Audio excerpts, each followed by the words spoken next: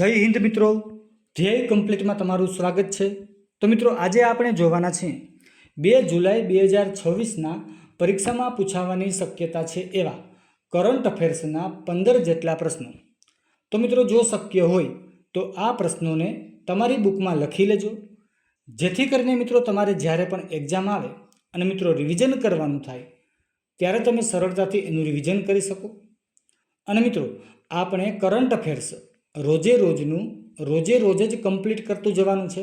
મિત્રો આમ કરવાથી તમને ફાયદો શું થશે તો કે મિત્રો તમારે જ્યારે પણ એક્ઝામ આવશે ત્યારે કરંટ અફેર્સ તમારે કમ્પ્લીટ હશે અને મિત્રો આ સમયે તમારે કરંટ અફેર્સ બીજે ક્યાંય પણ ગોતવા જવાની જરૂર નહીં પડે।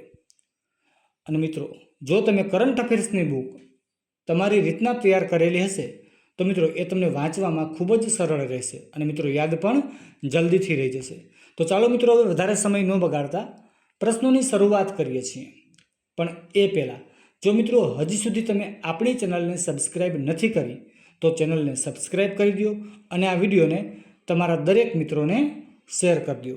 તો ચાલો મિત્રો હવે પ્રશ્નોની શરૂઆત કરીએ।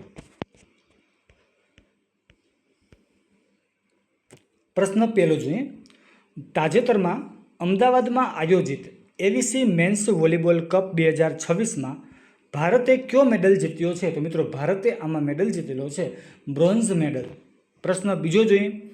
વિશ્વ રમતગમત પત્રકાર દિવસ ક્યારે મનાવવામાં આવે છે? તો મિત્રો એ મનાવવામાં આવે છે 2 જુલાઈના રોજ।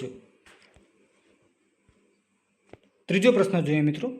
લુપ્ત થતી પ્રજાતિઓના રક્ષણ માટે કઈ 2 ભારતીય મહિલાઓને 2026નો પ્રતિષ્ઠિત ગ્રીન ઓસ્કાર એનાયત કરવામાં આવ્યો છે? તો મિત્રો એ છે પરવીન શેખ અને બરખા સુબ્બા।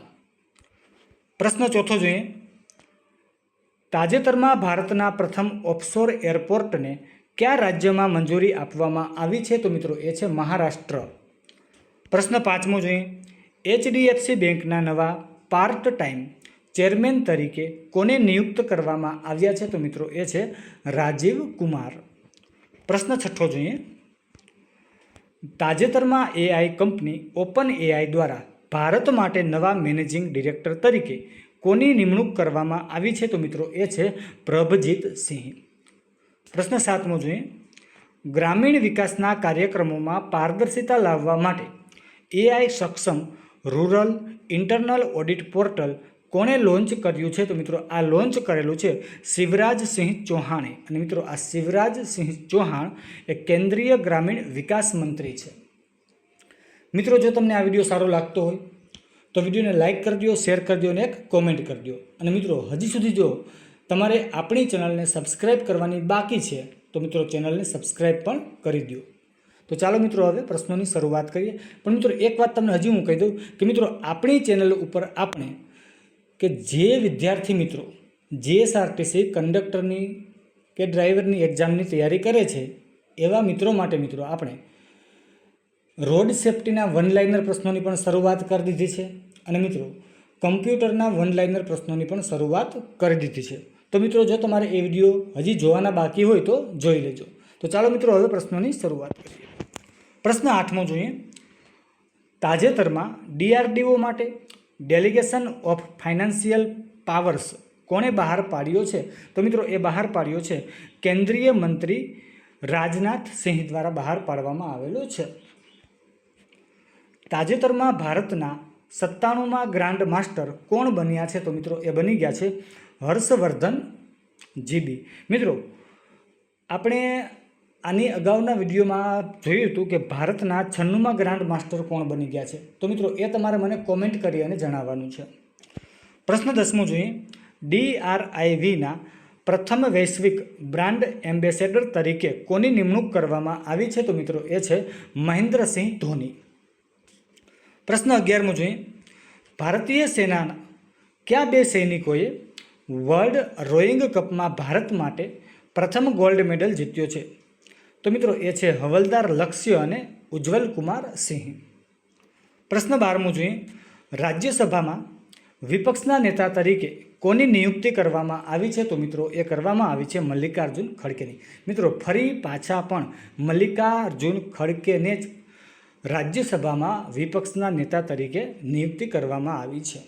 મિત્રો, તો લોકસભામાં વિપક્ષના નેતા તરીકે કોણ છે અત્યારે હાલમાં, તો એ તમારે મને કોમેન્ટ કરી અને જણાવવાનું છે. પ્રશ્ન 13મો જોઈએ.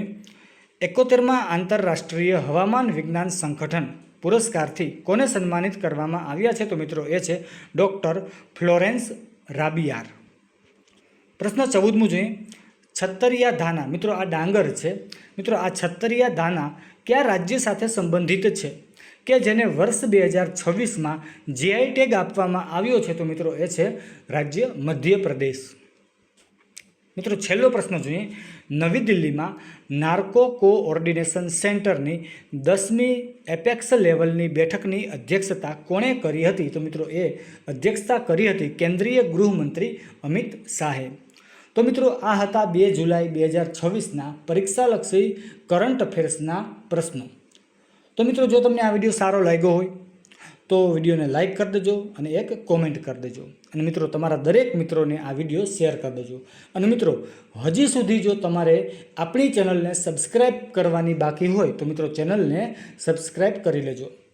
તો મિત્રો અત્યારે બસ અહીંયા લગી રાખીએ છીએ. ફરી મળીશું નવા વિડીયોમાં. તો જય હિન્દ, જય ભારત, થેન્ક યુ.